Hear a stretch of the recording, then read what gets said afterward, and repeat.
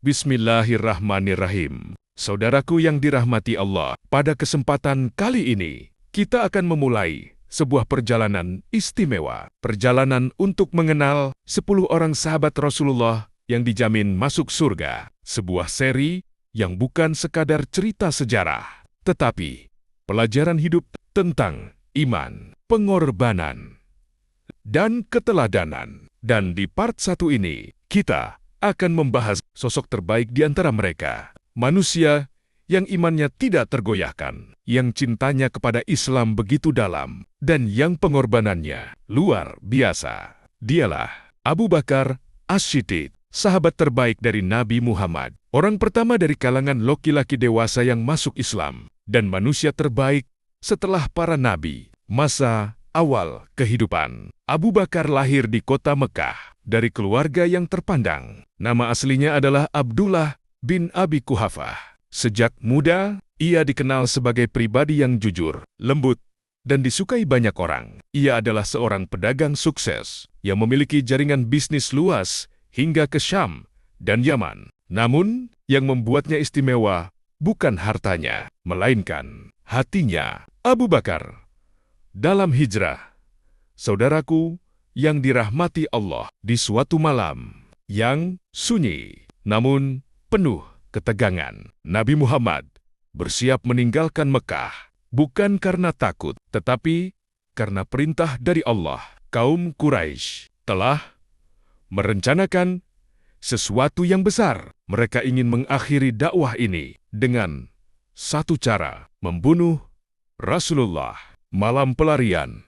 Namun Allah menjaga nabinya, dan dalam perjalanan bersejarah itu, Rasulullah tidak sendiri. Beliau ditemani oleh sahabat setianya, Abu Bakar As-Siddiq. Saudaraku, Abu Bakar telah lama menunggu momen ini. Ia bahkan sudah menyiapkan 2 ekor unta untuk perjalanan hijrah. Ketika Rasulullah datang ke rumahnya dan berkata, "Kita diizinkan untuk berhijrah," air mata Abu Bakar pun mengalir. Bukan karena takut, tetapi karena bahagia, karena ia dipilih untuk menemani Rasulullah menuju Gua Sur. Namun perjalanan ini tidak mudah. Kaum Quraisy menyebar ke seluruh penjuru. Mereka mengejar, menyisir setiap jalan. Rasulullah dan Abu Bakar tidak langsung menuju Madinah. Mereka bersembunyi terlebih dahulu di sebuah tempat yang sunyi, Gua Sur. Abu Bakar masuk lebih dulu. Ketika sampai di gua, Abu Bakar berkata, "Wahai Rasulullah, biarkan aku masuk lebih dulu." Ia khawatir jika ada bahaya di dalam.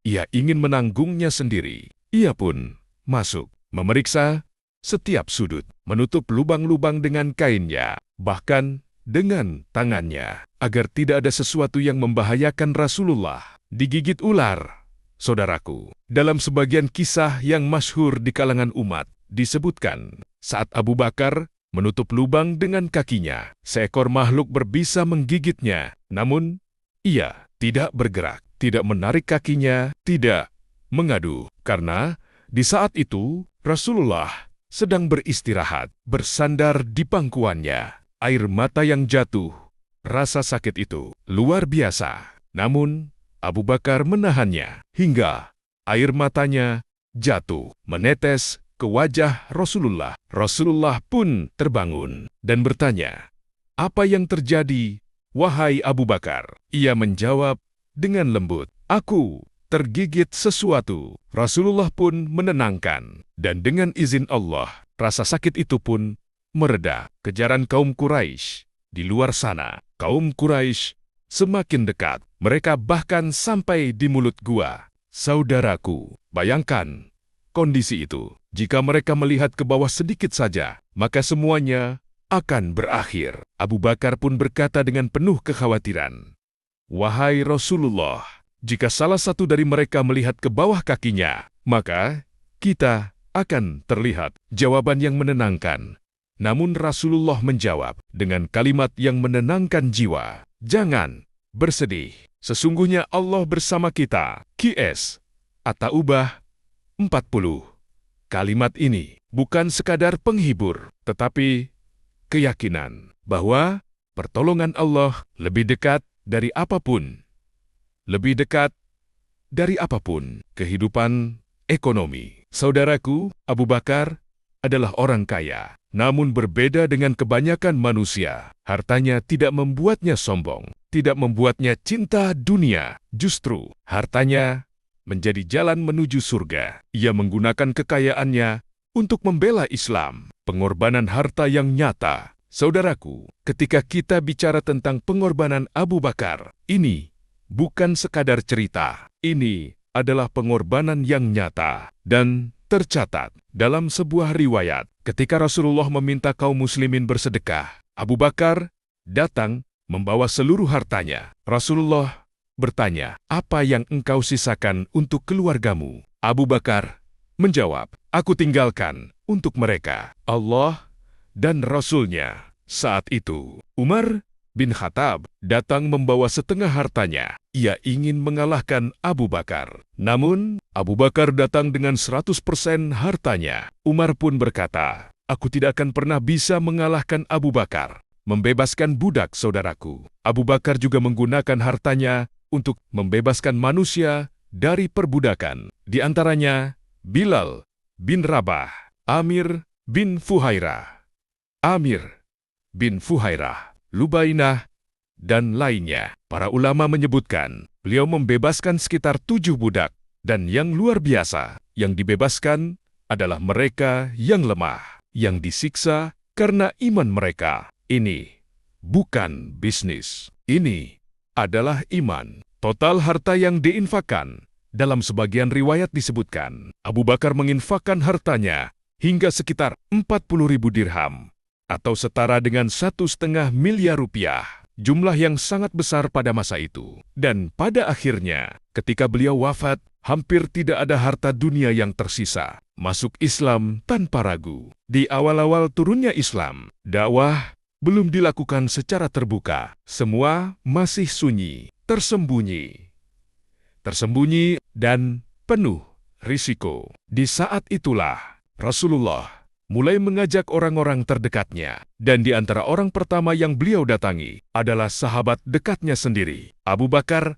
As-Siddiq. Persahabatan sebelum Islam. Saudaraku, hubungan antara Nabi Muhammad dan Abu Bakar bukan hubungan biasa. Mereka sudah saling mengenal sejak lama sebagai dua orang yang dikenal jujur, bersih dari penyembahan berhala, dan memiliki akhlak yang mulia. Abu Bakar tahu betul bahwa Muhammad bukan orang yang pernah berdusta, tidak pernah berbohong, tidak pernah mengkhianati. Ajakan yang singkat tapi dalam. Ketika Rasulullah menyampaikan risalah Islam, tidak ada perdebatan panjang, tidak ada penolakan, tidak ada keraguan. Abu Bakar tidak berkata, "Tunggu dulu, saya pikirkan." Tidak, ia langsung menerima, langsung beriman tanpa syarat, keimanan tanpa ragu. Saudaraku, para ulama sering menyebutkan bahwa Abu Bakar adalah satu-satunya orang yang tidak pernah ragu sedikit pun saat masuk Islam. Ia tidak meminta mukjizat, tidak meminta bukti tambahan, karena baginya kejujuran Rasulullah sudah cukup menjadi bukti. Mengapa Abu Bakar begitu cepat beriman? Karena ia mengenal Rasulullah bukan hanya sebagai teman, tetapi sebagai manusia paling jujur di muka bumi. Ia tahu mustahil Muhammad berdusta, terlebih lagi atas nama Allah. Saudaraku yang dirahmati Allah, hari itu adalah hari paling berat yang pernah dirasakan umat Islam. Hari di mana langit terasa seakan runtuh dan hati para sahabat hancur. Rasulullah telah wafat. Kegoncangan umat, kabar itu menyebar. Dan seketika, Madinah diliputi kesedihan yang luar biasa. Tidak ada yang siap, tidak ada yang percaya. Bahkan, di antara sahabat yang paling kuat sekalipun, terguncang. Umar yang tidak percaya. Saudaraku, Umar bin Khattab yang dikenal tegas dan kuat, tidak mampu menerima kenyataan itu. Ia berdiri dengan pedang di tangannya dan berkata dengan penuh emosi, "Barang siapa mengatakan bahwa Rasulullah telah wafat, maka akan aku tebas lehernya." Ia tidak percaya. Ia mengira Rasulullah hanya pergi, seperti Nabi Musa yang pergi dari kaumnya. Abu Bakar datang. Di saat semua orang larut dalam kesedihan, datanglah seorang sahabat, tenang, namun penuh keyakinan. Dialah Abu Bakar As-Siddiq. Ia masuk ke dalam rumah Rasulullah, melihat beliau, mendekat, mencium keningnya, dan berkata dengan lembut, "Engkau tetap mulia, baik saat hidup maupun setelah wafat." Berdiri di hadapan umat, kemudian Abu Bakar keluar, menuju manusia yang sedang terguncang. Ia melihat Umar masih berbicara dengan emosinya, namun Abu Bakar tidak menghentikannya. Ia langsung berdiri dan berbicara kepada seluruh manusia, kalimat yang mengguncang hati. Dengan suara yang tenang, namun tegas, Abu Bakar berkata, "Barang siapa di antara kalian menyembah Muhammad, maka Muhammad telah wafat. Namun, barang siapa menyembah Allah, maka Allah Maha Hidup dan tidak akan pernah mati." Membacakan ayat, kemudian ia membaca firman Allah, "Dan Muhammad hanyalah seorang rasul. Sebelumnya telah berlalu beberapa rasul. Apakah jika ia wafat atau terbunuh, kalian akan berbalik ke belakang?" QS Ali Imran 144. Umar terdiam. Saudaraku, ketika Umar mendengar ayat itu, seolah-olah ia baru pertama kali mendengarnya. Kakinya lemas, ia jatuh, terduduk, dan saat itu ia sadar Rasulullah benar-benar telah wafat. Kekuatan seorang pemimpin. Saudaraku, di saat semua orang kehilangan arah, Abu Bakar hadir bukan dengan emosi, tetapi dengan iman. Ia tidak menenangkan dengan kata-kata kosong, tetapi dengan kebenaran, dengan ayat Allah. Abu Bakar menenangkan Umar. Abu Bakar, khalifah pertama. Saudaraku yang dirahmati Allah, setelah wafatnya Rasulullah, umat Islam berada dalam kondisi yang sangat genting. Kesedihan belum reda, namun persoalan besar sudah menanti. Siapa yang akan memimpin umat ini? Situasi kritis. Kaum muslimin mulai berkumpul di Sakifah, Bani Saidah. Kaum Ansyar berkumpul. Mereka ingin menentukan pemimpin dari kalangan mereka. Di sisi lain, kaum Muhajirin juga datang. Di antaranya Umar bin Khattab dan Abu Bakar. Situasi mulai memanas karena semua sadar jika tidak segera diputuskan, umat bisa terpecah. Musyawarah penentuan pemimpin. Saudaraku, di tengah perbedaan pendapat, Abu Bakar berdiri dengan penuh kebijaksanaan. Ia tidak memaksakan diri, tidak mengejar kekuasaan. Justru ia berkata, pemimpin itu dari kalangan Quraisy. Kemudian ia menunjuk dua orang besar, Umar bin Khattab, Abu Ubaidah bin Jarrah. Seolah-olah ia berkata, pilihlah salah satu dari mereka. Momen penentu. Namun, sesuatu yang tak terduga terjadi. Umar bin Khattab segera berdiri, menggenggam tangan Abu Bakar, dan berkata, "Tidak, demi Allah, kami tidak akan memilih selain engkau. Engkau adalah orang terbaik di antara kami. Engkau sahabat Rasulullah di dalam gua. Engkau yang diperintahkan Rasulullah untuk menjadi imam syalat." Baiat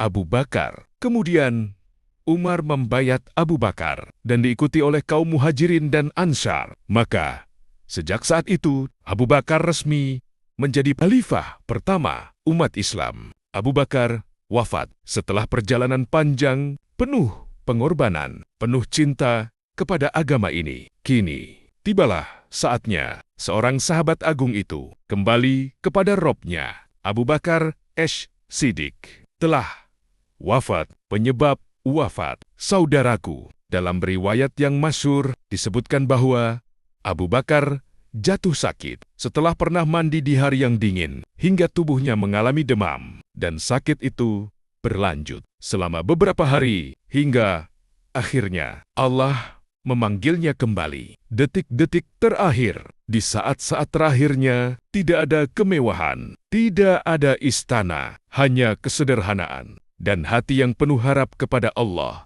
Ia yang dahulu kaya menginfakkan hartanya untuk Islam. Ia yang dahulu kuat menguatkan umat di saat genting, dan kini ia kembali dalam keadaan tenang. Warisan yang ditinggalkan, saudaraku, Abu Bakar tidak meninggalkan harta, tidak meninggalkan kemegahan, namun ia meninggalkan sesuatu yang jauh lebih berharga, keimanan, keteladanan, dan pengorbanan yang akan hidup hingga hari kiamat. Penutup emosional, ia hidup sederhana, memimpin dengan amanah, dan wafat dalam kemuliaan.